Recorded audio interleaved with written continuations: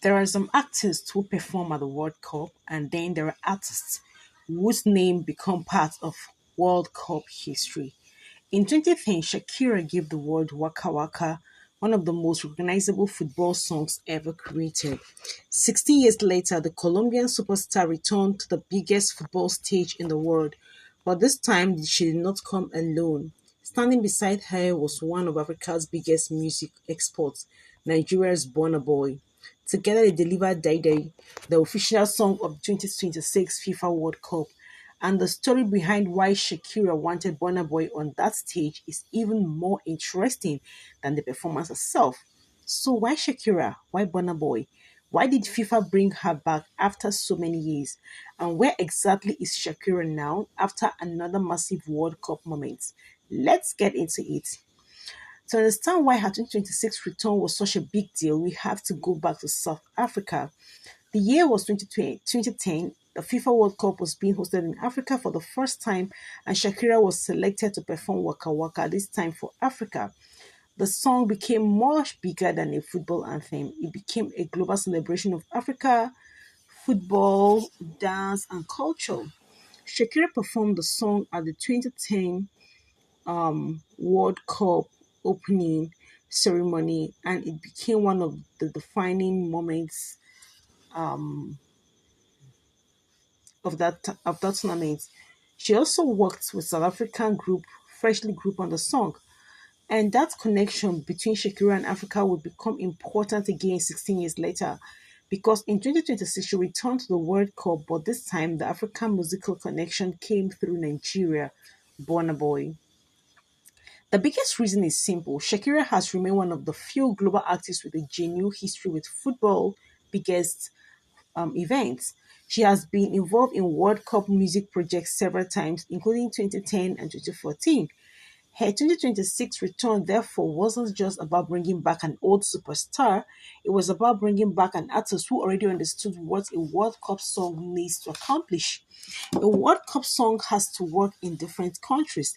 It has to work inside a stadium, it has to work on television, on social media, and make people want to move.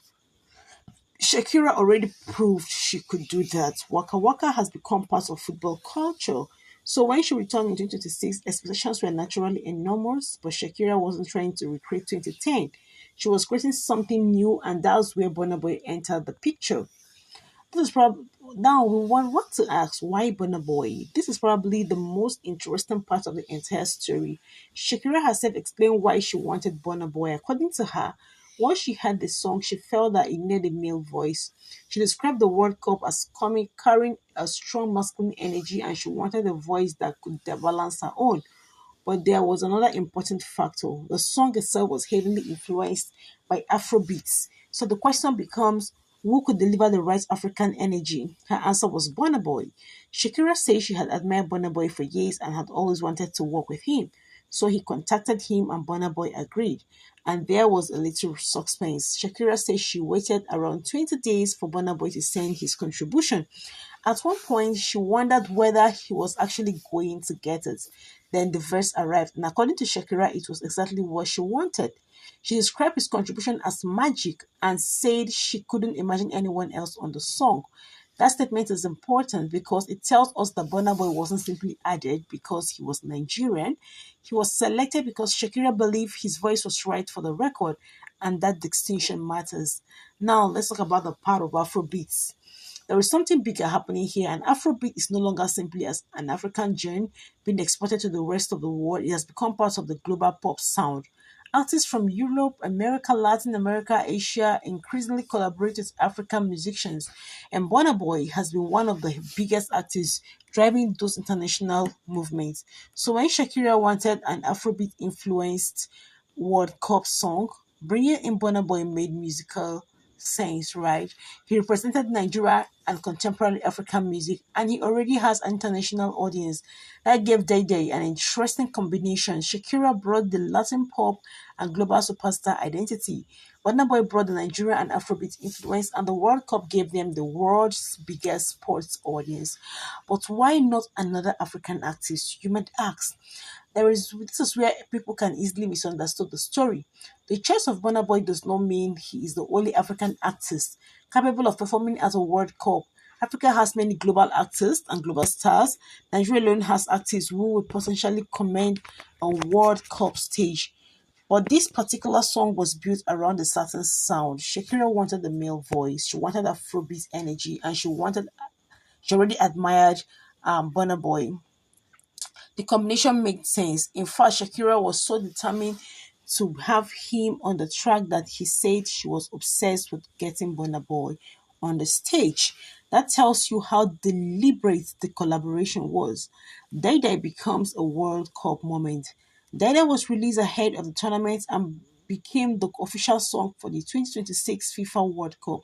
Shakira and Burna Boy then took the song from the studio to the biggest stage possible. The 2026 World Cup opened in Mexico City, and there they were Shakira, Burna Boy, Dai Dai. The performance immediately became one of the major entertainment moments surrounding the tournament, but they weren't finished. The two stars reunited again from the World Cup final halftime show up on July 19. This time they were joined by Uganda famous triple Gator Kids that made the performance even more significant for Africa. You had a Colombian superstar, a Nigerian Afrobeat, and a Uganda dancers all coming together on the World Cup stage. This is a powerful representation of how global music has changed. Shakira's return was more than nostalgia. It would be easy to look at Shakira's return and say she's back because people remembered Waka Waka. But there is more to that. Shakira is not simply living off a song from 2010. Her career has experienced another major resurge. Her album La Meilleure No Lion brought her back into the center of global pop culture, and her accompanying world tour has become a massive success. The tour has been described as the highest grossing tour ever by a Latin artist, demonstrating that Shakira's commercial power remains enormous decades into her career. So when FIFA World Cup came around again, Shakira wasn't returning as an old star, being given one last opportunity. She was already as an actress who already have another major moment in her career. Now the difference is very important. So where is Shakira today? Is she still very much active? As of today, August, she is continuing her world tour. Her official website list upcoming performances include major dates in Madrid later in the year, as well as scheduled show in Doha and Abu Dhabi. Her current tour has taken her across multiple continents, and the interesting thing is that the World Cup has become another chapter inside an already enormous comeback period. She's not disappearing after Dai Dai. She's continuing her tour, continuing to release music, and she remains one of the biggest Latin artists in the world. Shakira's new era, and there is something symbolic about the light title of her latest album, Las Major Learn, translated into English to mean Women No Longer Cry. The project has been strongly connected to themes of transformation, independence, and rebuilding. And that seems to mirror Shakira's career at this stage. She's been in the music industry for decades, experienced enormous success, faced personal challenges in the public eye, and instead of disappearing, she came back with a major album, a huge tour, and now another World Cup moment. That is not a small comeback, that is longevity. And then there is Burna Boy. For Nigerians, however, there is another side of the story. Burna Boy's involvement is a major statement about the global position of Nigerian music. A Nigerian artist was not simply invited to sing an African verse at the small cultural event. He was selected for the official World Cup song alongside one of the most recognizable female artists in the world. And then he performed that song on the World Cup stage. That is the kind of exposure previous generations of African musicians could only dream about. Today, Afrobeats can sit comfortably beside Latin music, American R&B, and international pop, and Burna Boy is one of the actors at the center of that moment.